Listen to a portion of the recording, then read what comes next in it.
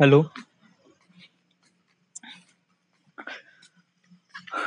hello. This is the my artifact episode number 1951. आजची तारीख आहे 29 जून 2020. वाजले आता रात्रीचे 10 वाजले. Okay. I'm kind of like a really exhaust. थोडासा थकल्यासारखं फील होऊन राहिलाय. येस, व्हाय? कारण काल रात्री मी झोपलो 3 वाजता. ओके. आणि उठलो मी 8 वाजता. Okay. So it was like 5 घंट्याची झोप झाली. ओके. 3-3:30 वाजता वगैरे झोपलो मी. ओके. आणि त्याच्यानंतर मग आज दिवसभर बापरे, टू मच. आज होता प्राचीचा वाढदिवस. प्राची, बादलची गर्लफ्रेंड. ओके. तर आम्ही 3 दिवसा अगोदर ठरवलं होतं की तिच्या वाढदिवसाला आम्ही व्हिडिओ मेसेजेस बनवायचा, म्हणजे एक सेल्फी कॅमेराने शूट करायचा आणि तिच्याबद्दल 30 सेकंद काही ना काही बोलायचं, हॅपी बर्थडे वगैरे समथिंग. सो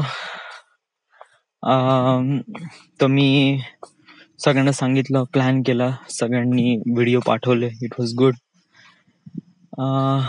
काल रात्री मी एवढा वेळ जागू कशासाठी होतो, कारण काल रात्री मी त्याची एडिटिंग करत होतो. तर त्यामुळे मला वेळ लागला. एडिटिंग मध्ये फारशी झाली होती म्हणा, असं काही हे नाही. बट कसं आहे की रेंडरिंगला वेळ लागत होता ना माझ्या सिस्टीम मध्ये, तर त्यामुळे वेळ लागला. ओके. त्यानंतर फोटोज पण टाकायचे होते आणि माझ्यापाशी प्राचीचे फोटो सगळे ऑनलाईन होते, तर तिथून डाउनलोड करून एक फोटो डाउनलोड करून टाकणं, तर ते थोडस वेळ लागला. आज झालं कसं मग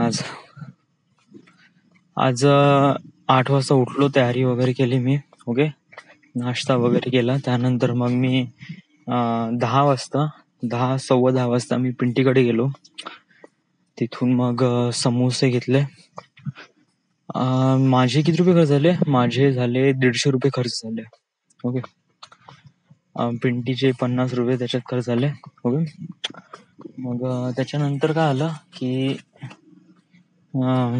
तिथून आम्ही गेलो केक घ्यायला. केक घेतला. केक ऑलरेडी विकत होता, जस्ट पिकअप करायचा होता. ऑर्डर दिला होता हार्ट शेप केक. त्यानंतर काय झालं की मी घरी येत होतो, तर तेव्हा नाही का ट्रॅफिक पोलीसवाल्यांनी अडवलं मला. So this thing wasn't happened. Yes, म्हणजे ही गोष्ट नाही का माझ्यासोबत लास्ट टाइम केव्हा झाली होती, जेव्हा मी 11वीत होतो. येस, 11वीतच एकदा मला थांबवलं गेलं होतं. त्याच्यानंतर हे इथे पण थांबवलं होतं एकदा, सावंगी चौकामध्ये. बट तेव्हा पैसे नाही घेतले होते. सो मी एक्सपेक्ट नाही केलं गेलं. यस, कारण मला थांबवेल म्हणून. बट थांबवलं मला लायसन्स साठी. तर ऑब्विसली माझ्यापाशी लायसन नाही आहे. व्हाय? कारण मला कधी गरजच पडली नाही यार. म्हणजे इन द सेन्स काय झालं की मी लायसन्स काढायला गेलो होतो जेव्हा माझं वय होतं तेव्हा. ओके. तर तेव्हा मी एक्झाम क्लिअर नाही केली. येस. त्याच्यानंतर काय होतं की पुन्हा रिटेक एक्झाम साठी सॅटर्डेला यायचं होतं, म्हणजे हप्त्याभरानंतर.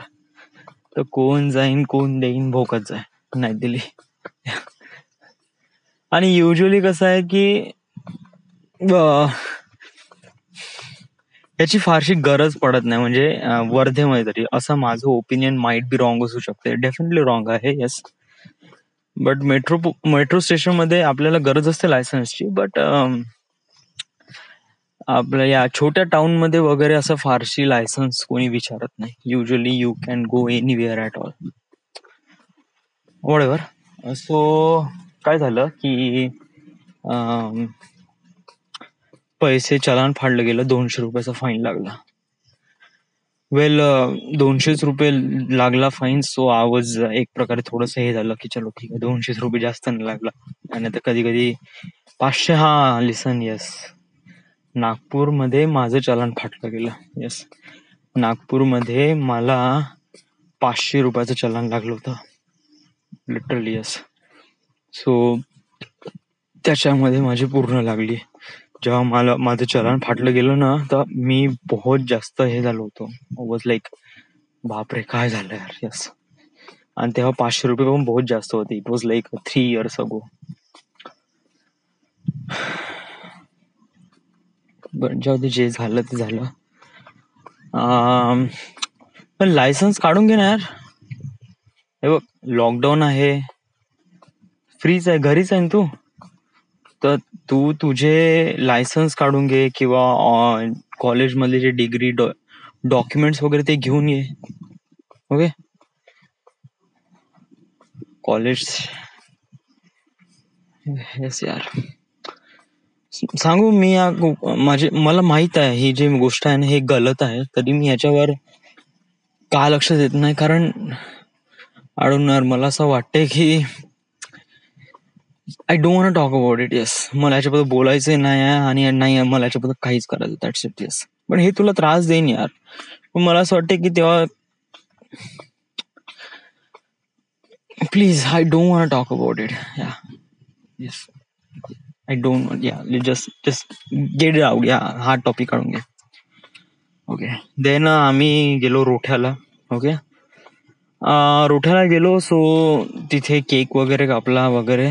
मूड थोडंसं क्लिअर झालं. ओके. कारण 200 रुपये गेले, थोडंसं मूड ऑफ होतं, बट मित्रांसोबत होतो तर इट वॉज ग्रेट. आणि देन त्याच्यानंतर काय तिथे एन्जॉयमेंट वगैरे केलं. संध्याकाळी आलो 3 वाजता. आल्यानंतर मग फ्रेश वगैरे झालो, आंघोळ केली, एडिटिंगसाठी बसलो, म्हणजे पाहत होतो फोटोज वगैरे. पाऊस संध्याकाळी आला, पावसाचं वातावरण होतं, तर त्यामुळे खेळायला नाही गेलं कोणीच, मी पण नाही गेलो. संध्याकाळी 7 वाजता बादलचा फोन आला, ये म्हणे पिंटीकडे. So I went there. आणि तिथे गेल्यावर चहा वगैरे पिलो, मित्रांसोबत थोडासा टाइमपास केला. तर याच्यामध्ये ऑलमोस्ट 1-1.5 घंटा गेला. ओके. त्यानंतर घरी आलो पुन्हा. घरी आल्यानंतर मग ते डीजी फिल्मिंग बद्दल थोडंसं ओपन केलं. व्हॉट आय लर्न टुडे बद्दल, मी याच्याबद्दल का आज शिकलो, तर त्याच्याबद्दल थोडंसं ज्ञान घेतलं. So what I learn today, literally आता मला एक्सप्लेन करण्याचं फारसं मूड तर नाही आहे, बट हे इम्पॉर्टंट आहे माझ्यासाठी. Yes, what I learn today. Actually माझं मूड ऑफ कोण झालाय. येस, बिकॉज ऑफ दॅट की मला असं वाटत होतं की मला माहित आहे most of the shot. Yes. But जेव्हा मी ते डीजे फिल्मिंगचा ऑनलाईन तो व्हिडिओ बघितला, तेव्हा मला माहित पडलं की dude, it was too much. म्हणजे बहुत साऱ्या गोष्टी आहेत ज्या आपल्याला माहित नाही. म्हणजे पहिला over the shoulder. Okay. Over the shoulder shot मध्ये मला एवढंच माहित होतं की ओव्हर द शोल्डर मध्ये आपल्याला फक्त पर्सनचा शोल्डर दाखवायचा आहे ना, समोरच्या पर्सनचा फेस दाखवायचा आहे, त्याच्यामध्ये क्लोजअप राहत नाही. या, बट याच्यामध्ये पण क्लोजअप राहते, कोणत्या स्पेसिफिक डायलॉग साठी पण एक क्लोजअप राहते. हे मला माहित नव्हतं यार. येस. कारण कोणत्या डायलॉग्स इम्पॉर्टंट आहे आणि त्यासाठी कोणता क्लोजअप द्यावा लागेल हे मला माहित नव्हतं. आताही नाही माहित, लिटरली. आणि जेव्हा मला ही गोष्ट माहित पडली का मला ही गोष्ट माहित नाही म्हणून, आय वॉज रिअली अपसेट. आणि ऑल्सो मी खूप जास्त थकून पण आहे आज, आणि मला झोप पण लागली आहे, तर त्यामुळे सो आज शिकलो काय मी, आज एवढंच शिकलो की शॉर्ट्स घेण्यामध्ये खूप सारे प्रकार आहे. Still I need to also पढाई अबाउट इट. सो मी हे एव्हरी टाइम आर्टिफॅक्ट एपिसोड मध्ये व्हॉट आय लर्न टुडे मध्ये एक्सप्लेन करत जाईल की काय काय शिकलो. बट आज मी याच्याबद्दल एवढं माहित पडलं मला की ह्याच्याबद्दल मला ज्ञान नाही आहे की कोणत्या सीन मध्ये, स्क्रिप्टच्या कोणत्या डायलॉग्स मध्ये आपण कुठे क्लोजअप घ्यायचा, कुठे मिड शॉट घ्यायचा, कुठे वर द शोल्डर घ्यायचा. मला शॉट तर माहित आहे, येस, बट कोणत्या स्टेजेसवर, कोणत्या याच्यावर तो घ्यायचा आहे हे नाही माहित. So that is a problem. या, दॅट इज डेफिनेटली प्रॉब्लेम. तर ह्याच्याबद्दल मग कसं, ह्याच्याबद्दल असं आहे की तू उद्या पुन्हा ह्याच्याबद्दल बघ आणि हो, आर्टिफॅक्ट एपिसोड मध्ये याला रेकॉर्ड कर. ओके. अजून काय शिकला? अजून शिकलो की एक लो बजेट मूवी कशाप्रमाणे एक जबरदस्त कमाई करू शकते. ओके. लो बजेट मूवी मध्ये काय असते, जर तुम्हाला तुमची मूवी लो बजेट मध्ये बनवायची असेल तर डेफिनेटली तुम्हाला जे स्क्रिप्ट आहे ती अशा प्रमाणे चूज करावी लागेल ज्याचा जो प्रोडक्शन कॉस्ट कमी राहील, किंवा ज्याचं खूप जास्त कॅरेक्टर नाही राहील, किंवा खूप जास्त लोकेशन नाही राहील वगैरे, अशी स्क्रिप्ट चूज करायची. म्हणजे असं चूज नाही करायचं की तुमच्यापाशी स्क्रिप्ट आहे ऑलरेडी आणि त्याच्यामध्ये खूप सारे ऑलरेडी लोकेशन दिले आहे, त्या स्क्रिप्टची डिमांड आहे की त्या लोकेशनवर जाऊन शूट करणं. बट तुम्ही जर लो बजेट आहे आणि तुम्ही असं म्हणलं की आम्ही त्या लोकेशनवर जात नाही, आम्ही समथिंग असं असं करतो किंवा फेक करतो, तर यावेळेस कसं मूवी चीप वाटन, चीप वाटल्यावर नाही का लोक पाहायला येणार नाही. So that is too bad. So या गोष्टीमध्ये अंडरस्टँड करणं इम्पॉर्टंट आहे. सो स्क्रिप्ट तशाप्रमाणे असली पाहिजे की जिथे ओनली म्हणजे minimum number of character, minimum number of locations, minimum number of जे व्हेरिएशन आहे ते कमी असले तरच आपण लो बजेटची मूवी बनवू शकतो. बट असंही नाही. येस, एक लो बजेट मूवी जरी म्हणलं तर खूप साऱ्या अशा गोष्टी आहे जिथे आपण कमी करू शकतो. बट कसं आहे की हे स्क्रिप्टवर डिमांड असते. स्क्रिप्ट कशाप्रमाणे त्याला सांगत आहे, म्हणजे स्क्रिप्टची कशी डिमांड आहे याच्यावर डिपेंड करते फिल्मचा बजेट. Yes, obviously. कारण मोस्ट ऑफ द फिल्मचा पैसा जातो कुठे? ओके, पहिला जातो पैसा जो आहे कास्टिंग मध्ये. कास्टिंग याने की समजा तुमच्याकडे स्टार कास्ट असेल तर बहुत सारा पैसा जातो, बहुत सारा. It was too much. But समजा जर तुमच्यापाशी फ्रेशर कास्ट असेल तर जास्त पैसा जात नाही, तर त्यामध्ये तुम्ही चांगल्याने काम करू शकता. येस, फ्रेशर कास्ट मध्ये नाही का आउटपुट पण चांगलं भेटते आणि एक नवीन चेहरे पाहायला भेटतात आणि पैसा पण कमी लागतो. आणि दुसरी गोष्ट असे आहे, दुसरा मेन खर्च अजून कशात लागतो? लोकेशन. येस, समजा तुमचं स्क्रिप्ट मध्ये समजा तुम्ही ठरवलं की तुम्हाला पूर्ण शूटिंग विदेशात करायची आहे, दुबई, अमेरिका वगैरे, तर ऑब्विसली खर्च वाढेल. येस, कारण तुम्हाला तिथे जाऊन शूट करायचं आहे. बट समजा जर एक homemade movie just like Ayushmann खुरानाची ती लास्ट टाइम मूवी आली होती, Shubh Mangal Zyada Saavdhan. Okay, that movie was really awesome. Yes, even Ayushmann खुरानाची ती एक मूवी ड्रीम गर्ल. येस, ते मूवी तर बापरे, वॉज टू कॉमेडी. खूप जास्त बाहेरची लोकेशन नाही, एकदम बिहार मधली स्टोरी आहे, बहुत नॉर्मलचा सेटअप आहे. बट त्यांच्या त्या फिल्म मध्ये तो वाटते यार, ते it was comedy and it was really great. Yes, even Ayushmann खुरानाची आता एक रिसेंटली मूवी आली आहे, गुलाबो शनाबो वगैरे, अमिताभ बच्चन आयुष्मान खुरानाची ही एक मूवी आहे. याच्यामध्ये पण जे याच्यामध्ये जे प्रोडक्शन वापरलं गेलं, it was too much. Casting मध्ये एवढा पैसा का खर्च होतो? वाय स्टारकास्ट एवढे पैसे काय चार्ज करतात स्वतःला? बिकॉज ऑफ दॅट की कधी कधी नाही का एक्सपिरियन्स मॅटर करतो. ओके, येस, कारण कसं की एक्सपिरियन्स इथे खूप जास्त मॅटर करतो. एक फ्रेशर तो फ्रेशर असतो. येस, तो डायलॉग बोलू शकतो किंवा त्या डायलॉग मध्ये थोडस जान आणू शकतो, किंवा समजा डायलॉग मध्ये एक्सप्रेशन कशाप्रमाणे दाखवायचे ते दाखवू शकतो. इट वॉज तो त्यासाठी ट्रेनिंग पण घेतो. ओके, बट कसं आहे की जो स्टार पर्सन आहे, ज्यांनी ऑलरेडी खूप साऱ्या मूवी मध्ये किंवा खूप साऱ्या वेब सिरीज किंवा ऍड मध्ये काम केलं आहे, तर अशा ऍक्टरला काय असतो, ऑलरेडी बहुत साऱ्या गोष्टीचा एक्सपिरियन्स असतो. ओके, तर त्याला माहित असते शॉर्ट मध्ये काय असते, त्याला डिरेक्टरचा पॉइंट ऑफ व्ह्यू माहित असतो, प्रोड्युसरचा पॉइंट ऑफ व्ह्यू माहित असतो, एक ऑडियन्सचा पण पॉइंट ऑफ व्ह्यू माहित असतो, आणि त्याला त्याचा ऍक्टिंगचा पण पॉइंट ऑफ व्ह्यू माहित असतो. हे कशामुळे माहित पडते? हे त्याला एक्सपिरियन्समुळे माहित पडते. येस, कारण त्यांनी ऑलरेडी खूप काही गलती केल्या आहे. त्यानंतर खूप काही अशा गलतीमधून तो खूप काही शिकला आहे. कारण ऍक्टिंग ही अशी एक क्राफ्ट आहे. याच्यामध्ये कसं आहे की तुम्ही शिकत जातात तुमच्या क्वालिटीमध्ये आणि तुमच्या एक्सपिरियन्सनुसार तुम्ही शिकत जाता. या आणि कसं आहे वाटलं ना तर फिल्ममध्ये बहुत सारे डिपार्टमेंट आहे.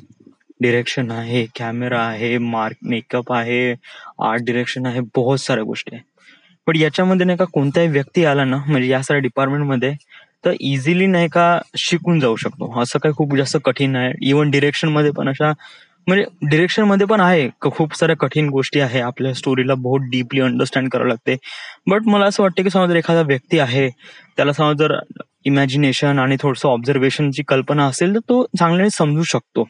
या बट ऍक्टिंग ही एक अशी स्किल्स आहे जी बहुत खतरनाक आहे. याच्यामध्ये कसं आहे तुम्हाला स्वतःचं डोकं पण वापरायचं आहे आणि दुसऱ्यांनी सांगितलेले आदेश पण वापरायचे आहे. म्हणजे समोर जो डिरेक्टर सांगून राहिला आहे त्याला पण अंडरस्टँड करायचं आहे आणि आपलं पण डोकं आपला पण एक्सपिरियन्स आपल्या ऍक्टिंग मध्ये दाखवायचा आहे. सो हे खूप कठीण काम होते. या कारण आपल्याला एकच काम दोन व्यक्ती वेगवेगळ्या पद्धतीनं सांगण्याचा प्रयत्न करत असेल ना तर आपण कन्फ्युज होऊन जातो की मी या पद्धतीनं करू की या पद्धतीनं करू. या तुम्हाला हे समजायला बहुत कठीण जाते. येस ऍक्टिंग ही बहुत कठीण गोष्ट आहे. Literally I am telling you film making मध्ये ऍक्टिंग हे इझी गोष्ट नाही आहे. Yes it was too hard. Yes कारण सांगू एक शॉट किंवा एखादा स्टेक घेण्यासाठी जेवढे पूर्ण फिल्मचे सगळे क्रू जेवढी मेहनत घेतात तर विचार कर असं वाटत आहे की हा तर एकदम इझी शॉट आहे. नो इझिली कोणी पण देऊ शकते but that is too difficult. या कारण जेव्हा कॅमेरा समोर येतो ना एकदम आपण छोट्या छोट्या लोकांची पण फाटून जाते, मोठ्या मोठ्या लोकांची पण फाटून जाते.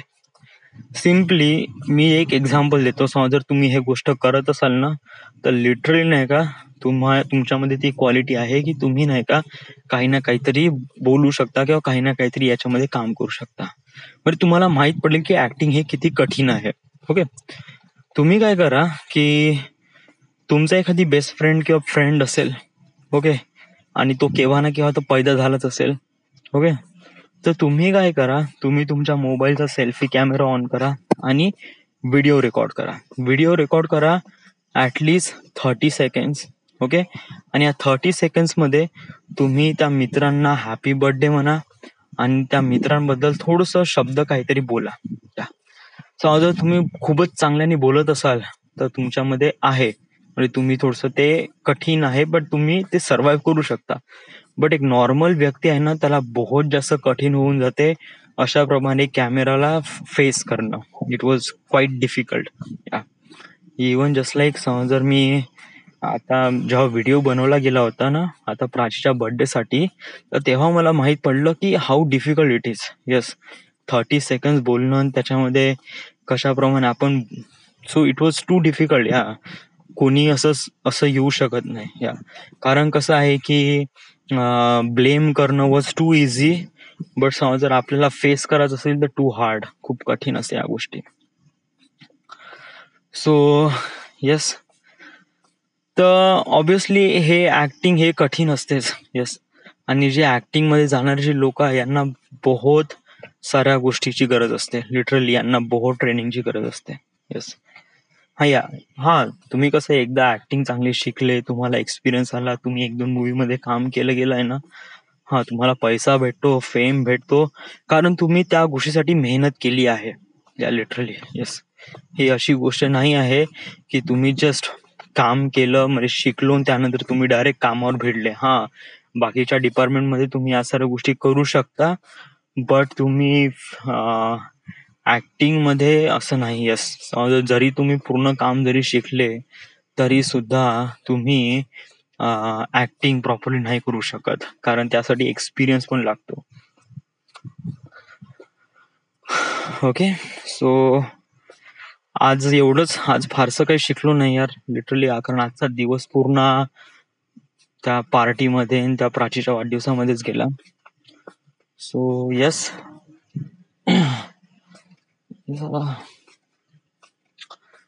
सो आतासाठी एवढंच. So this it, this is the end, this is the my artifact episode number 1951. Right now we are at Wardha, Maharashtra. Thank you.